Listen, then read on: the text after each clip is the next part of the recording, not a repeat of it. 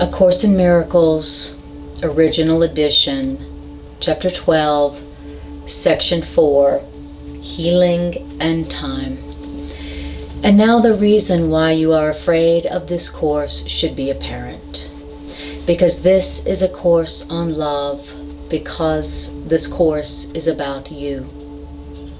You have been told that your function in this world is healing, and that your function in heaven is creating.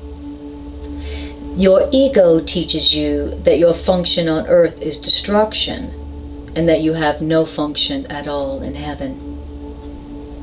And so your ego would destroy you here and bury you here, leaving you no inheritance except the dust out of which it thinks you were made.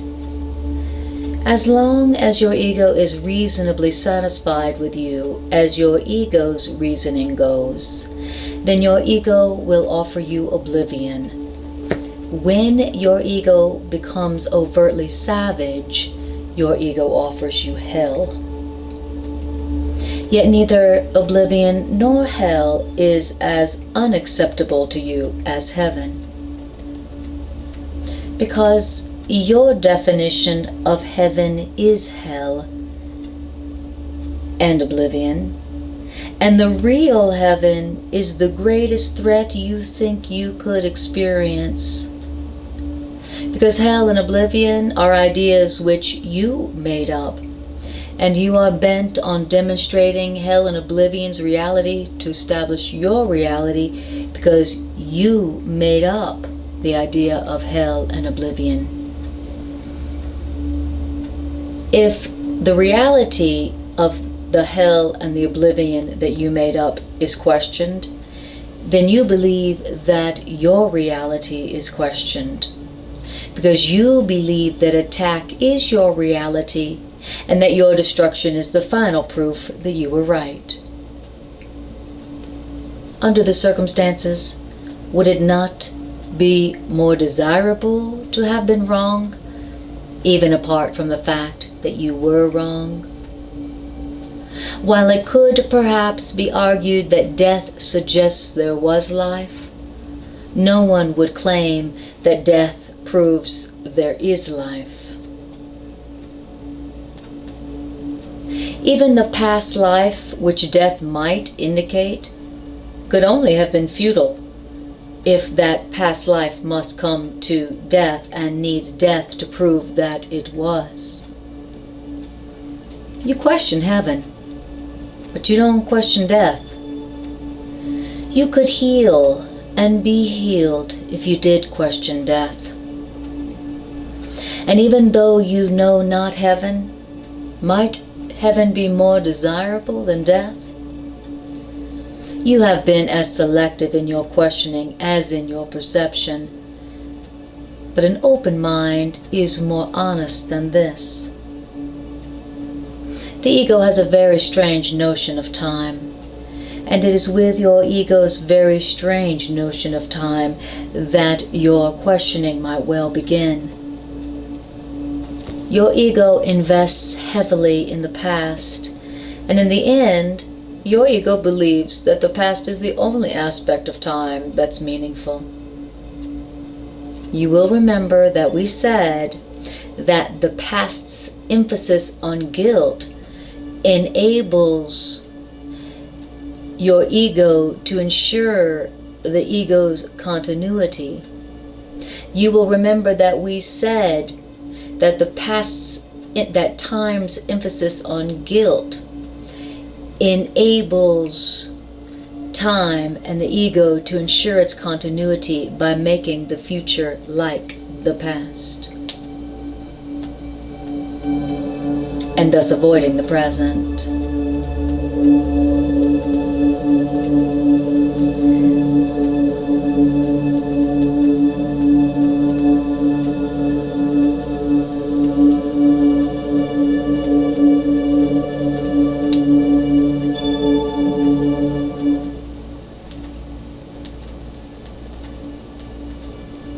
In other words, by the notion of paying for the past in the future, the past becomes the determiner of the future, By the notion of paying for the past in the future with guilt, the past becomes the determiner of the future, making the past and the future continuous without an intervening present.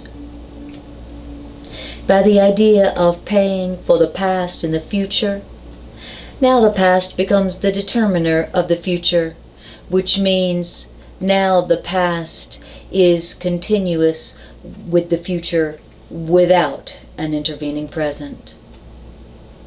Because the ego uses the present only as a brief transition to the future. The future in which the ego brings the past to the future by interpreting the present in past terms.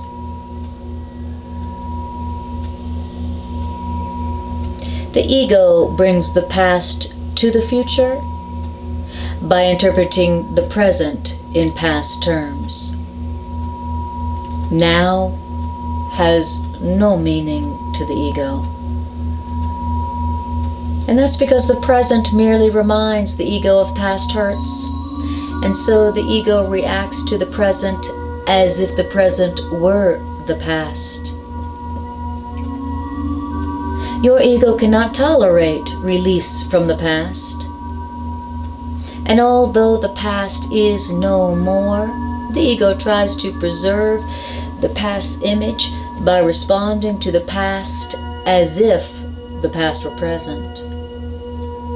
And in this way, your ego dictates reactions to those you meet now from a past reference point, hiding their present reality.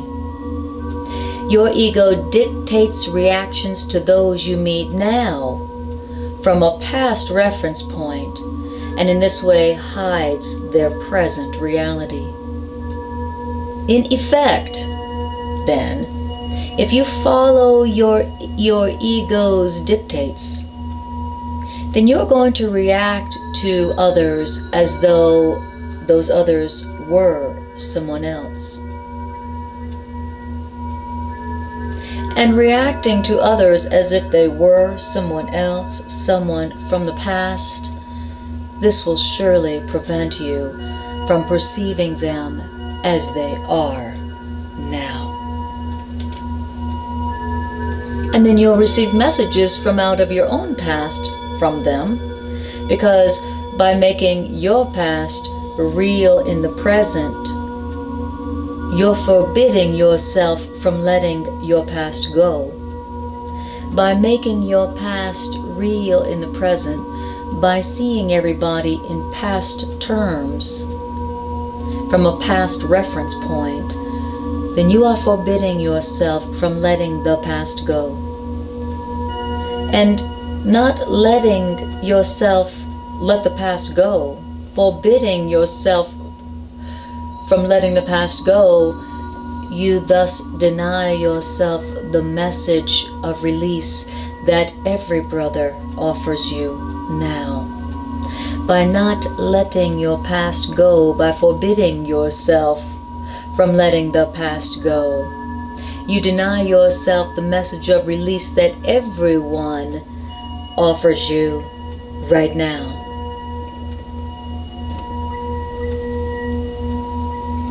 The shadowy figures from the past, they are precisely what you must escape. Because the shadowy figures from your past, they're not real, and they have no hold over you unless you bring those shadowy figures with you into the now. Those shadowy figures from the past, from your past, they carry the spots of pain in your mind. And these shadowy figures in your mind from your past that you carry with you, they direct you to attack in the present in retaliation for a past that is no more. And this decision to attack in the present in retaliation for a past that is no more, that's a decision of future pain. And so, unless you learn that past pain is delusional, Unless you learn that past pain is delusional, you are choosing a future of illusions, which means you will be choosing a future where you're losing the endless opportunities which you could find for release in the present. Your ego would preserve your nightmares, and your ego would prevent you from awakening, which means your ego would prevent you from understanding that your nightmares are past. Would you recognize a holy encounter if you are merely perceiving the holy encounter, the present encounter, as a meeting with your own past? Because if you think you're meeting with your own past when you're actually having a present encounter, then you're meeting no one. And then the sharing of release and happiness and healing, which makes this present encounter holy, is then excluded from your sight. You don't see it. Your loving right mind, the teacher of truth, teaches that you always meet yourself. And because you always meet yourself, that's why every encounter is holy. And your loving right mind, your higher mind, teaches you that every encounter is holy because you are only meeting yourself and you are holy. Now your ego teaches you that you always encounter your past. And your ego also always teaches you that because your past wasn't holy, then certainly the future cannot be holy. And then your ego teaches you that the present is with no meaning. It is evident that your higher mind's perception of time is the exact opposite of your lower mind's perception of time. And the reason is equally clear, because your higher mind and your lower mind perceive the goal of time as diametrically opposed. Your higher mind interprets time's purpose as rendering the need for time unnecessary. And in this way, your higher mind regards the function of time as temporary. That time just serves only your higher mind's teaching function, which is temporary by definition. Your higher mind's emphasis is therefore only on the aspect of time which can extend to the infinite, because now is the closest approximation of eternity which this world offers. And that's why your higher mind's emphasis relative to time is on the now, which is the only aspect of time which can extend to the infinite. And that's because now is the closest approximation of eternity that this world offers. And it is in the reality of now, without past or future. Now means without past or future. And it is in the reality of the no past or future, the now, that the beginning of the appreciation of eternity lies. For only now is here, and now presents the opportunities for the holy encounters in which happiness can be found. Your lower mind, on the other hand, regards the function of time as one of extending itself in place of eternity. Your ego, your fearful, angry, guilty mind, on the other hand, regards the function of time as just one of extending itself in place of eternity. Because like your higher mind, your lower mind, your ego, interprets the goal of time as its own. Your ego interprets the goal of time as your ego's own goal. And so for your ego, your lower mind, your fearful mind, the continuity of past and future under your ego's direction, that's the only purpose that your lower mind perceives in time. And so your lower mind just closes over the present so that no gap in your ego's own continuity can occur. Your ego's continuity then would keep you in time, while your higher mind would release you from time. It is your higher mind's interpretation of the means of happiness and healing which you must learn to accept if you want to share your higher mind's goal of happiness for you. Your higher mind's goal of happiness for you. If you want to share your higher mind's goal of happiness for you, then you must learn to accept your higher mind's interpretation of time. And your higher mind's interpretation of time is emphasizing the now that enables the holy encounters that really do make you happy.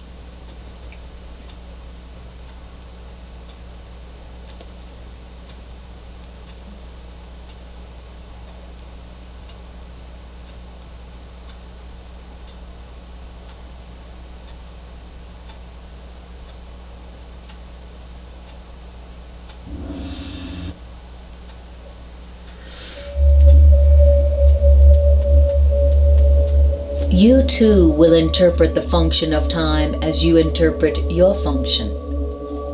And so if you accept your function, in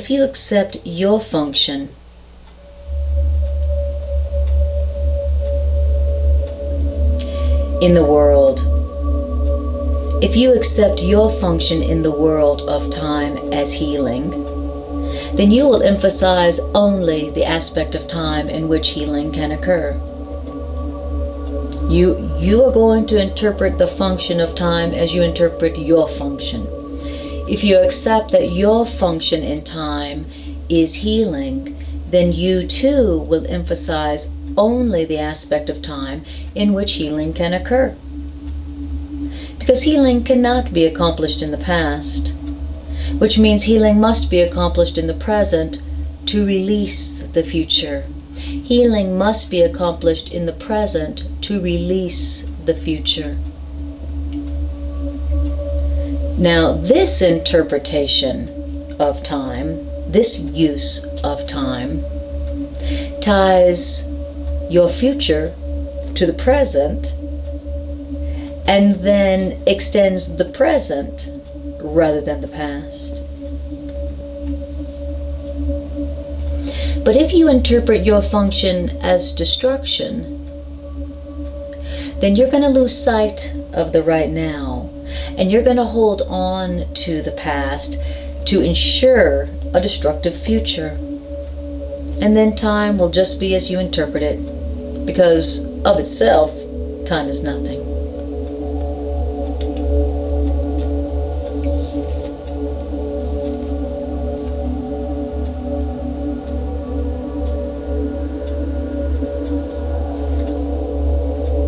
Chapter 12, Section 5, The Two Emotions.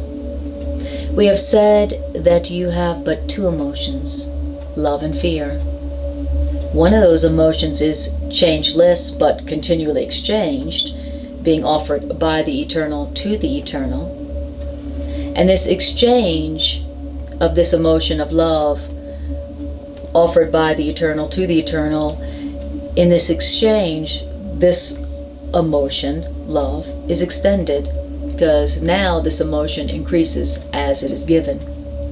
The other emotion, fear, has many forms, for the content of individual illusions do differ greatly. The content of individual illusions differ greatly, and that's why fear, the other emotion, has many forms. Yet all the many forms of the one emotion of fear have one thing in common. All the forms of the emotion of fear are insane. And so one thing that all the forms of that one emotion called fear have in common. They're all insane. All of the forms of fear, all of the forms of the emotion called fear, are made up of sights which are not seen and sounds which are not heard. And all the forms of fear, all the forms of the emotion of fear, they make up a private world which cannot be shared. They make up a private world which cannot be shared. All the forms of the one emotion of fear, all the forms that fear takes, make up a private world, which means a world that cannot be shared. Because the forms that your fear takes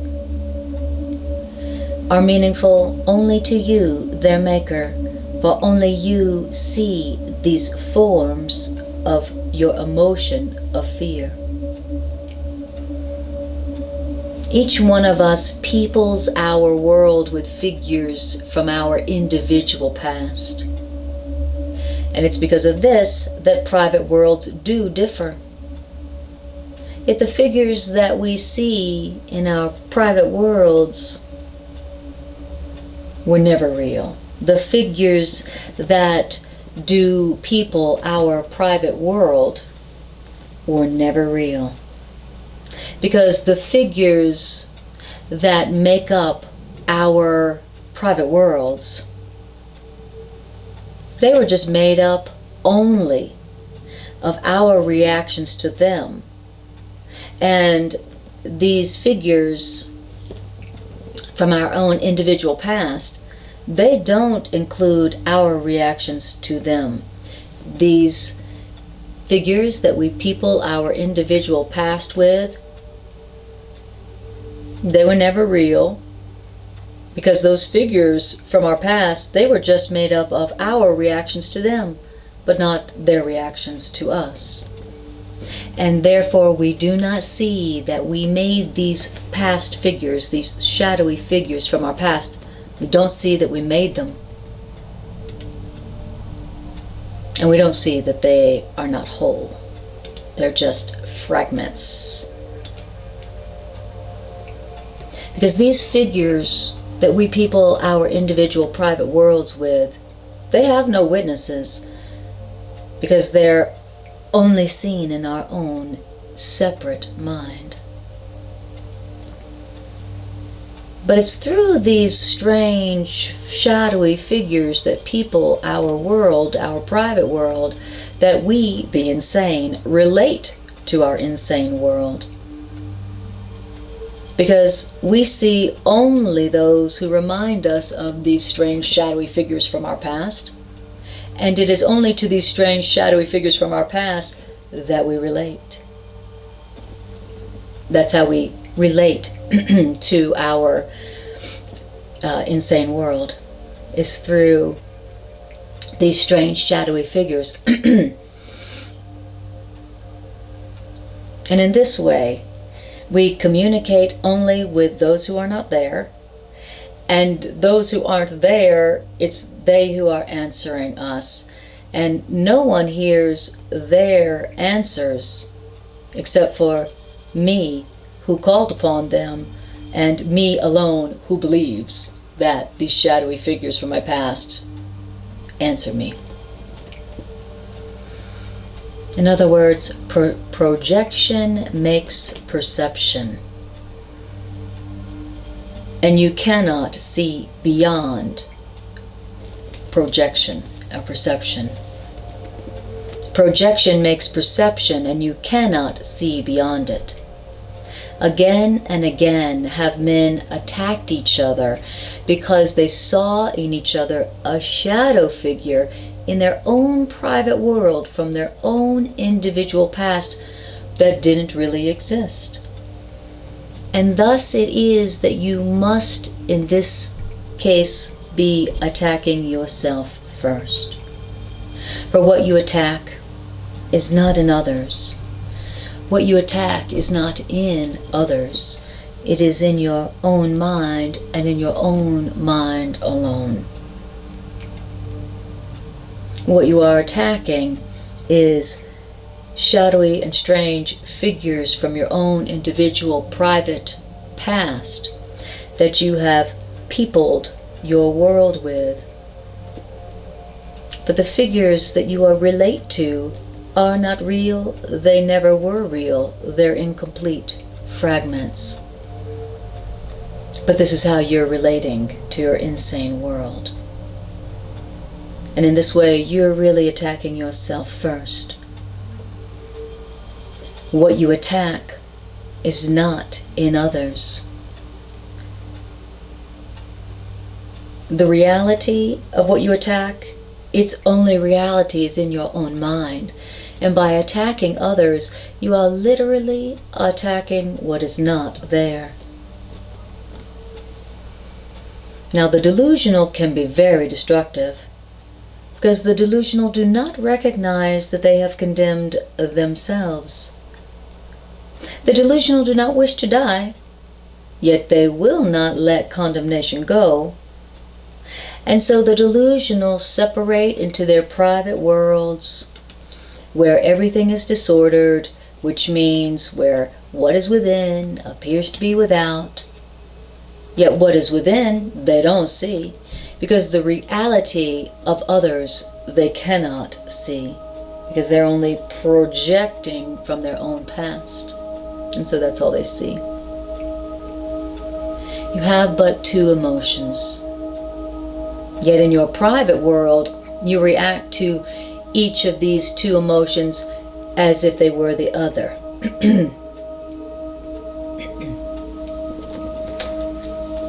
Because love cannot live in a world apart, which means love cannot abide where when love comes, it's not recognized. Love cannot live where in a world where when love comes, it's not recognized. Which means if you see your own hatred as another, as someone, as your brother or sister, then you are not seeing them. If you see your own hatred as them, then you are not seeing them. Everyone draws nigh unto what they love, and everyone recoils from what they fear. And you react with fear to love, and you draw away from love. You react with fear to love, and you draw away from love. Yet fear attracts you. And believing fear is love, you call fear to yourself. Everyone comes close to what they love, and everyone recoils from what they fear. But you react with fear to love, and you draw away from love. Yet fear attracts you. And believing fear is love, you call fear to yourself. And that's why your private world is filled with the figures of fear that you have invited into it. And all the love that others offer you, you don't see it. Now, as you look with open eyes upon your world, it must occur to you that you have withdrawn into insanity.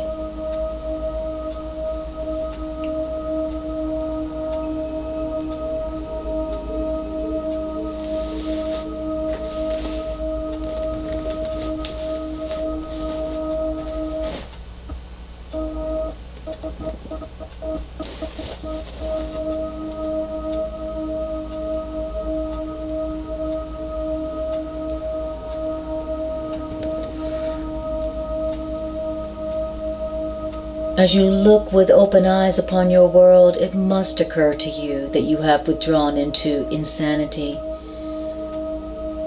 And that's because you see what's not there, and you hear what is soundless, and your behavioral manifestations of emotion are the exact opposite of what the emotions are. You react to fear with love, and you react with love. You react to love with fear. Your behavioral manifestations of emotions are the opposite of what the emotions actually are. And so you communicate with no one, and you are as isolated from reality as if you were alone in all the universe. In other words, in your madness, you overlook reality completely. And instead of seeing reality, you see only your own split mind everywhere you look. God calls to you and you don't hear because you're preoccupied with your own voice. And the vision of Christ, the vision of love, the vision of your true self is not in your sight because you're looking at yourself alone. Little children, would you offer this to your Creator? Because if you offer this to yourself, you are offering it to God, your Creator. But your Creator is not going to return that gift, because that gift of fear and isolation is unworthy of you, because it's unworthy of God, your Creator. Yet your Creator wants to release you from it and set you free. And in your Creator's sane answer, your Creator's sane answer loves sane answer, tells you that what you have offered yourself is not true. But God's offering to you has never changed. You who know not what you do can learn what insanity is and look beyond it. You who know not what you do can learn what insanity is and learn how to look beyond insanity. It is given you to learn how to deny insanity and come forth from your private world in peace. You will see all that you've denied in others because you denied it in yourself. You will see all that you've denied in yourself in others because you denied it in yourself. For you will love them, and by drawing nigh unto them, you will draw them to yourself. And you will draw them to yourself because you will see them as witnesses to your reality, which you share with God and them. I am with them as I am with you, and we will draw them from their private worlds. For as we are united, so would we unite with them.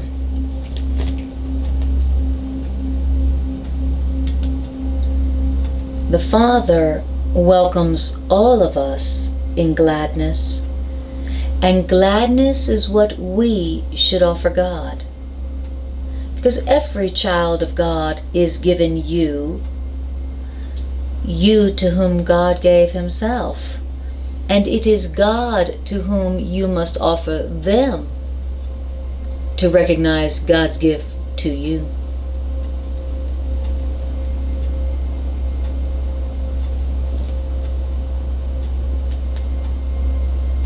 Vision depends on light, and that means you cannot see in darkness. Vision depends on light. That's because you can't see in darkness. Yet in the darkness, in the private world of sleep, you see in dreams, even though your eyes are closed.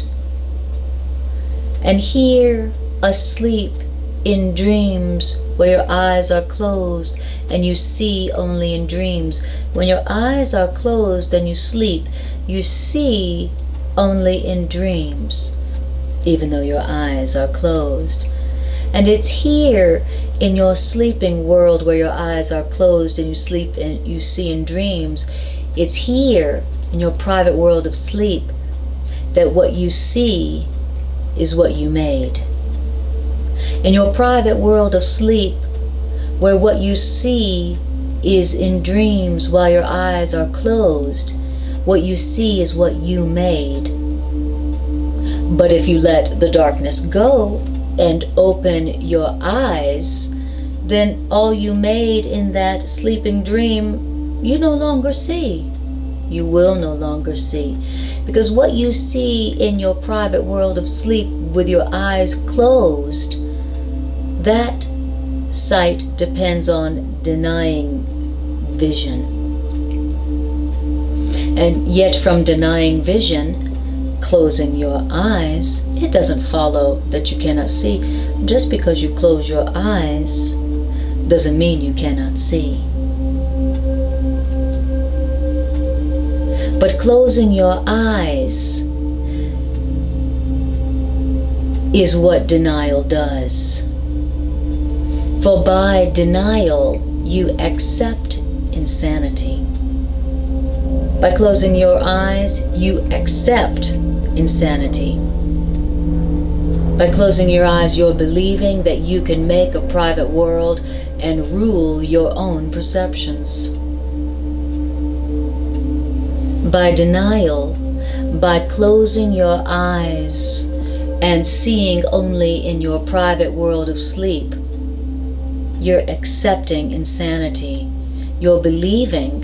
What's accepting insanity? Believing that you can make a private world and rule your own perceptions.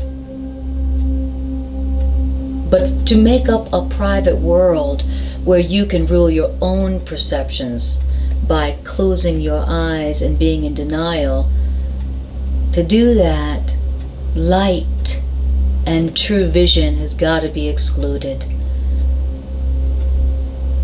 But when you open your eyes and light has come, then your dreams, your sleeping dreams of isolation and darkness disappear, and you can see.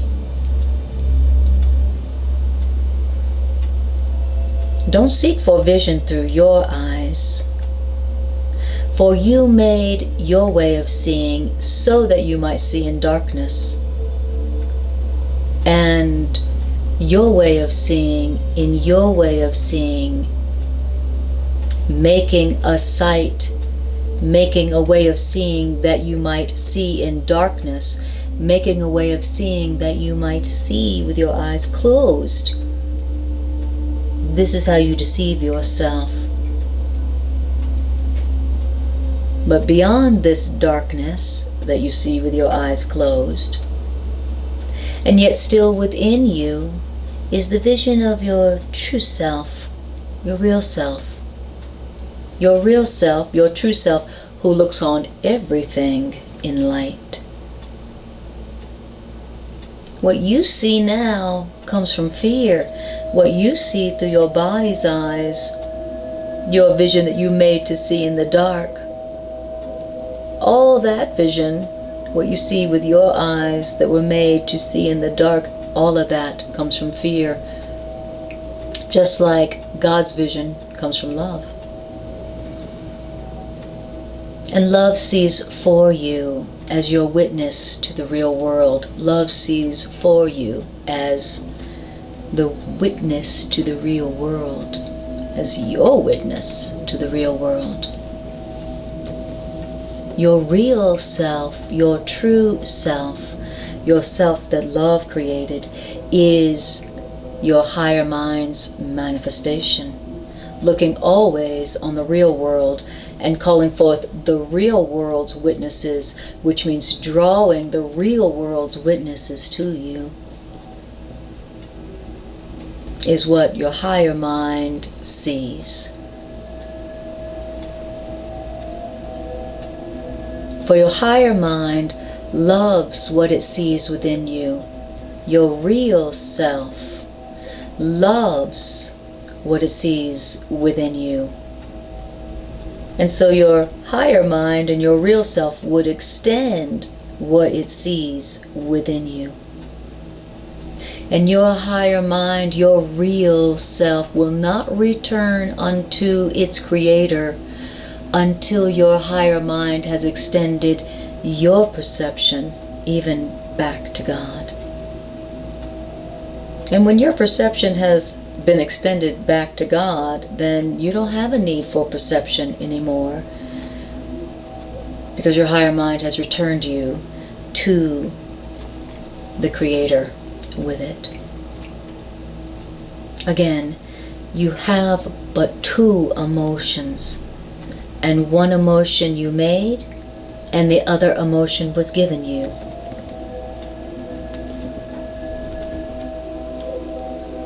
Each emotion is a way of seeing. Each emotion is a way of seeing. And different worlds do arise from the different visions of these two emotions, of which there are two, only two. You have only two emotions. One emotion you made, the other emotion was given you. Each emotion is a way of seeing, and different worlds do arise from the different visions of these two different emotions. And so if you see through the vision that is given you, the vision of love, see through the vision that is given you, love, for through love's vision, love beholds itself. And seeing what your real self is, your real self knows its Creator. And so beyond your darkest dreams, beyond your darkest dreams, your real self sees God's guiltless child within you. Beyond your darkest, guiltiest dreams of yourself, beyond your darkest, guiltiest misperceptions of yourself, your higher mind sees God's guiltless child within you. And your higher mind sees God's guiltless child in you that is shining in perfect radiance, which is undimmed by your ego dreams. And this you will see as you look with your higher mind. For your higher mind's vision is its gift of love to you, given to it from the Creator for you.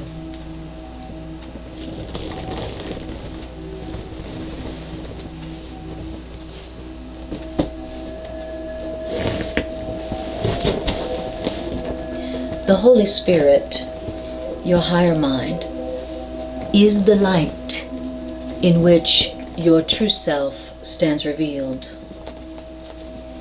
And all who would behold their higher mind, their true self, can see their true self. All who would see their true self will see their true self. For all who want to see their true self have asked for light.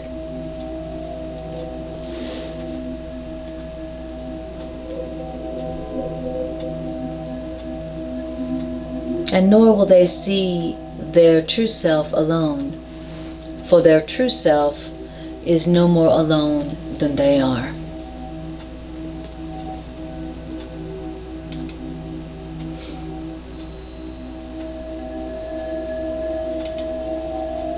And because we saw our true self, then we are rising to our true self and to our Creator.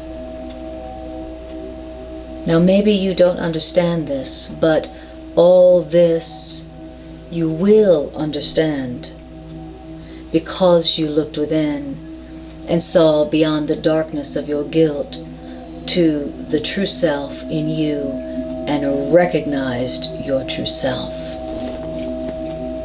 And in the sanity of your true self's vision, you looked upon yourself with love, seeing yourself as your higher mind sees you, and with this vision of you, the truth in you, with this vision of the truth in yourself, came all the beauty of the world to shine upon you.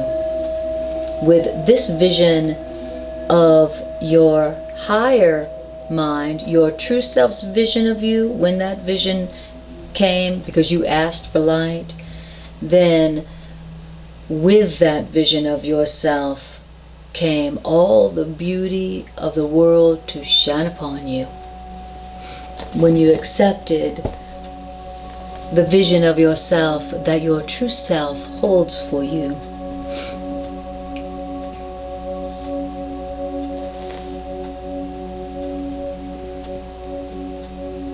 Chapter 12, Section 6, Finding the Present.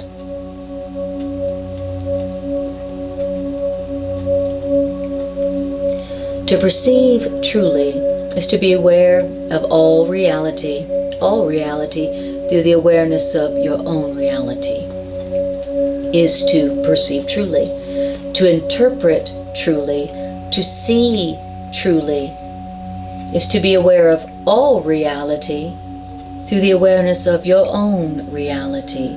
Through the awareness of my own reality, I come to perceive the all reality.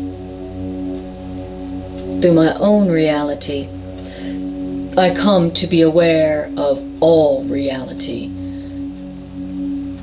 But to be aware of all reality through the awareness of my own reality, for that to happen, no lies, no illusions can rise to meet my sight. For all reality leaves no room for any error. And so, to say you are seeing truly and perceiving truly means that you see others only as you see them now. That means that to see truly means that your brothers and sisters' past has no reality in the present, and you cannot see their past. When you have true perception and you're seeing truly, your past reactions to them are also not there in the now, in the present. And if it is to your past reactions to them that you react now, all you're seeing is just an image of them that you made and that you cherish instead of who they really are.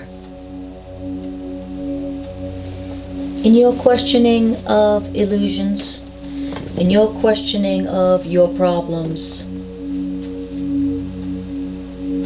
ask yourself if it's really sane to perceive what was as now. And so, if you remember the past as you look on anyone, you will be unable to perceive the reality of them that is now. You consider it natural to use your past experience as the reference point from which to judge the present. But that's unnatural because it's delusional. And when you have learned to look upon everyone with no reference at all to the past, either theirs or yours, as you perceived the past, then you will be able to learn from what you see now. Because the past can cast no shadow to darken the present unless you are afraid of the light. And only if you are afraid of the light would you choose to bring your past with you. By holding the past in your mind and seeing your past as a dark cloud that shrouds others, which means conceals their reality from your sight.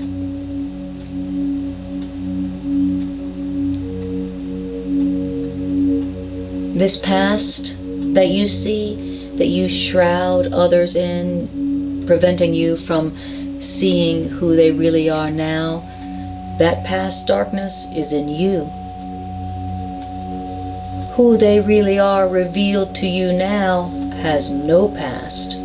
Who they really are has no past, because who they really are is changeless, and in their changelessness lies your release. Because if that person is as they were created by love, then there is no guilt in them, and there is no past in them. No cloud of guilt has risen to hide who they really are, and so who they really are stands revealed in everyone you meet, because you see who they really are through whom they really are.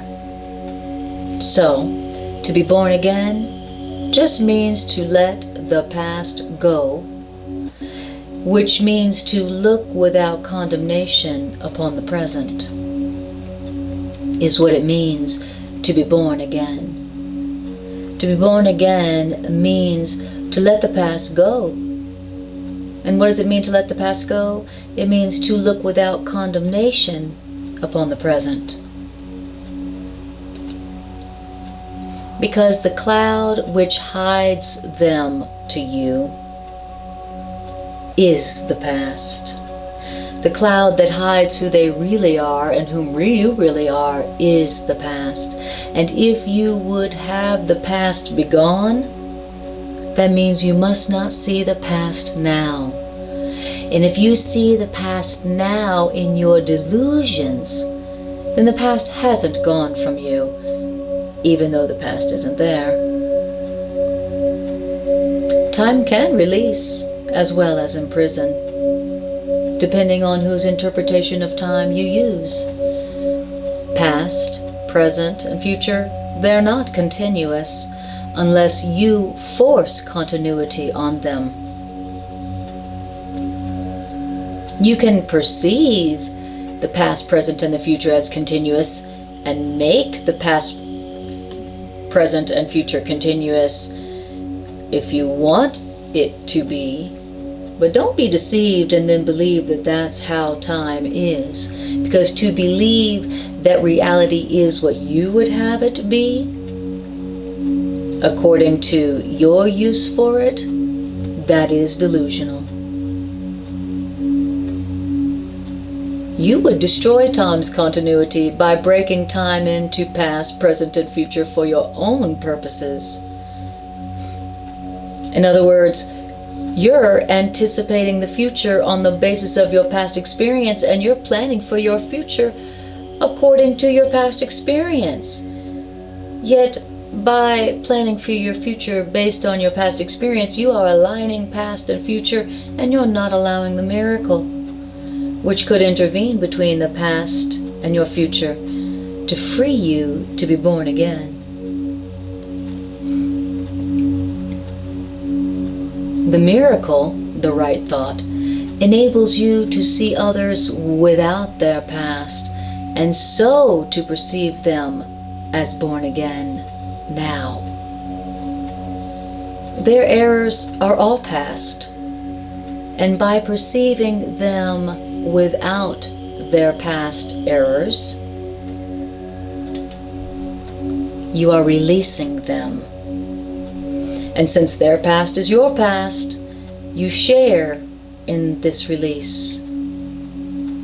So, don't let any dark cloud out of your own past hide who they really are from you.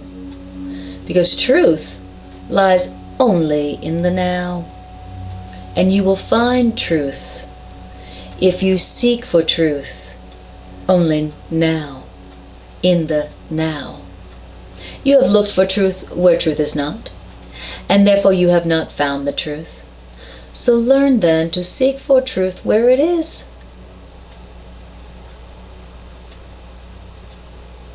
And then the truth will dawn on your eyes that now see. Your past, it was made in anger. And so if you use your past that was made in anger to attack the present, then you will not see the freedom that the right now holds. Judgment and condemnation, they are behind you. They are in your past. And unless you bring judgment and condemnation with you, then you will see that you are free of judgment and condemnation. Judgment and condemnation are behind you. And unless you bring judgment and condemnation with you, you will see that you are free of judgment and condemnation.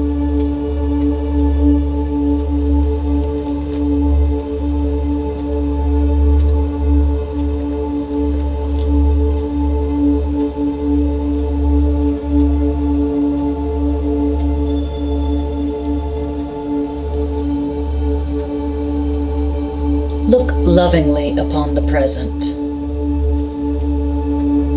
because the present holds the only things that are forever true.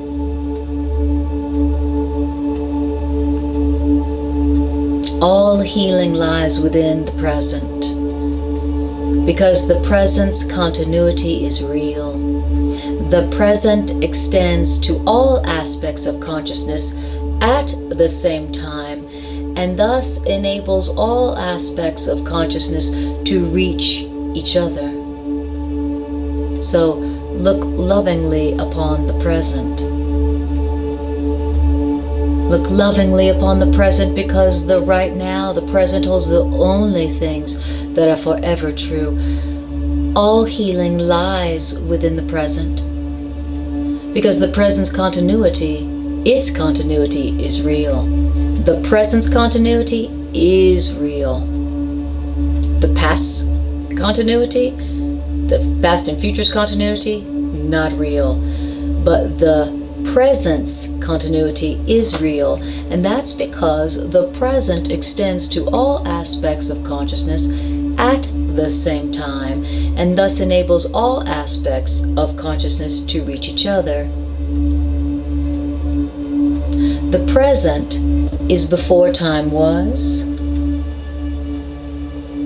and the present will be when time is no more. In the present is everything that is eternal, and the present and everything that's eternal are one. The continuity between the present and eternity is timeless, and their communication is unbroken, for they are not separated by the past. Only the past can separate, and the past is nowhere.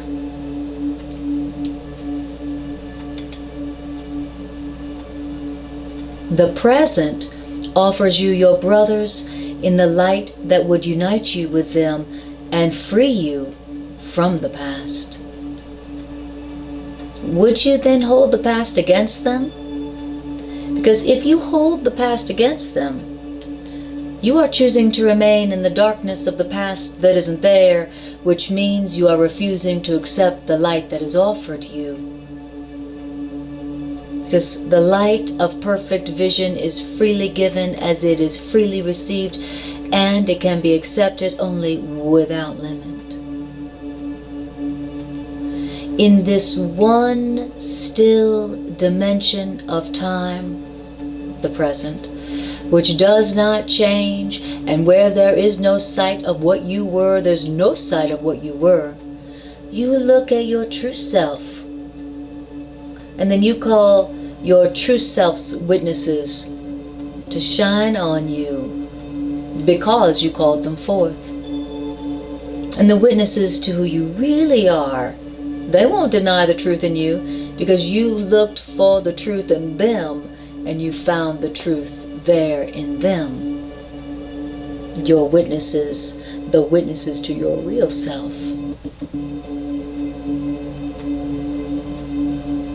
Now is the time of liberation, for now is the release from time. So reach out to everyone, to all your brothers and sisters, and touch them with the touch of your real self. In timeless union with them is your continuity. Reach out to everyone, all your brothers and sisters, and touch them with the touch of your real self, your higher mind. In timeless union with them is your continuity unbroken, because your continuity is shared.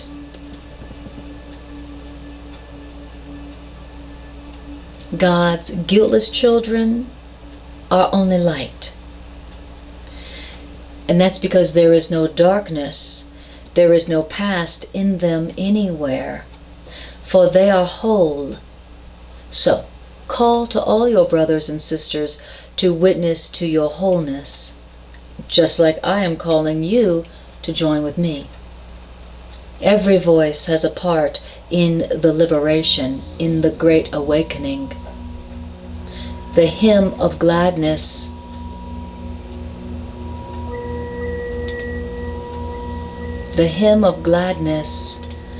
and thanksgiving for the light to the Creator of light. The great awakening, liberation, the song of redemption, that is the hymn of gladness, the hymn of thanksgiving for the light to the Creator of light. That's the song of redemption, the song of liberation.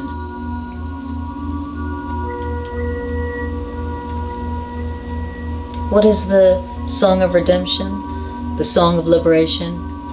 It is the hymn of gladness and thanksgiving for the light to the Creator of light. The holy light that shines forth from you and everyone is the witness that your light is of the Father.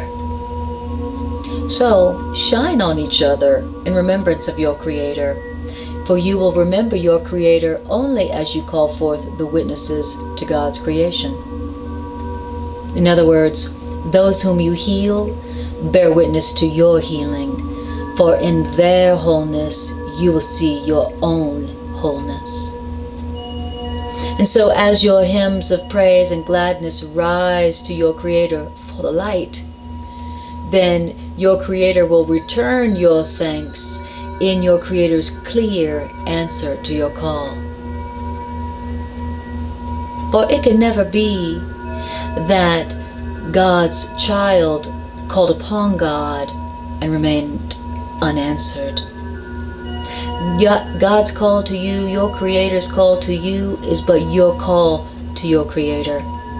And in your Creator, you are answered by your Creator's peace. Children of light, you know not that the light is in you. Yet you will find the light in you through the witnesses to the light in you. For having given light to others, others will return the light. And so everyone you see in light brings your light closer to your own awareness. Love always leads to love. The sick who ask for love are grateful for love, and in their joy they shine with holy thanks. And this holy thanks they offer you, you who gave them the light, you who gave them joy. Those whom you offered the light to, well, they are now your guides to joy. Those whom you offered the light to, those whom you offered the joy to, now they're your guides to joy and to the light in you, because having received the joyous light of you, they would keep that joyous light.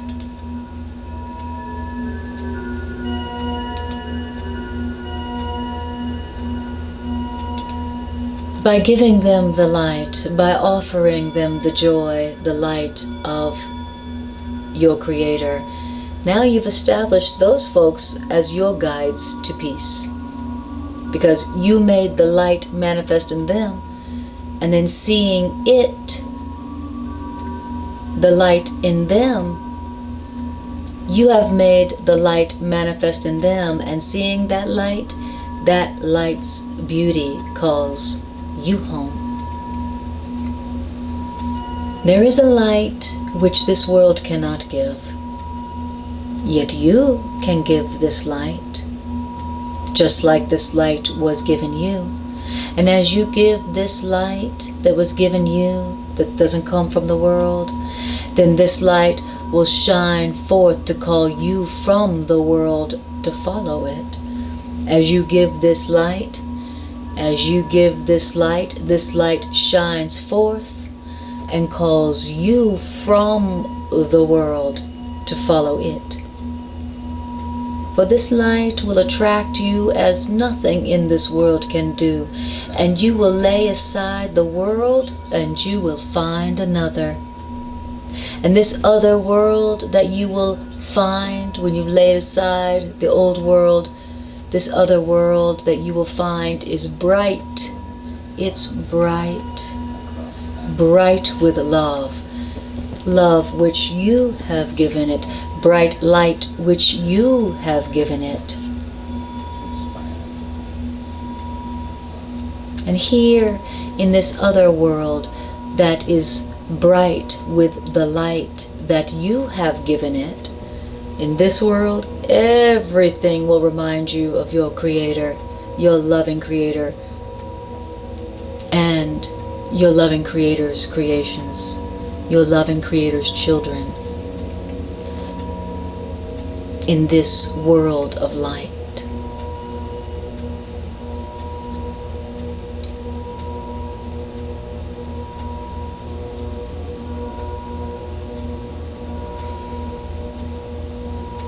Light is unlimited, and what that means is that light spreads across this world in quiet joy. And all those you brought with you into this world that is bright with love and bright with light you gave it, they will shine on you. All those you brought with you into this world, into this light, they will shine on you. And you will shine on them in gratitude because they brought you here. And your light will join with their light in power so compelling that this light will draw all the others out of the darkness, even just as you look on them.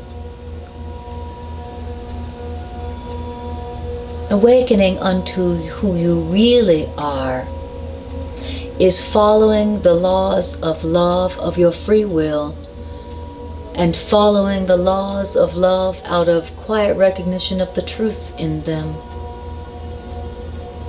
In other words, the attraction of light must draw you willingly, and willingness is signified by giving. And so those who accept love of you become your willing witnesses to the love you gave them. And it is these folks who accept the love of you that hold the love out to you. In sleep, you are alone. And in sleep, your awareness is narrowed to yourself. And when you are sleeping and alone because your awareness is narrowed to yourself, that's why the nightmares come. That's when the nightmares come, and that's why the nightmares come. You dream of isolation because your eyes are closed. And because your eyes are closed and now you dream of isolation, you don't see your brothers and sisters. And in the darkness, you cannot look upon the light you gave to them. And yet the laws of love are not suspended just because you sleep, just like the laws of seeing are not suspended just because you close your eyes. The laws of love are not suspended just because you are asleep.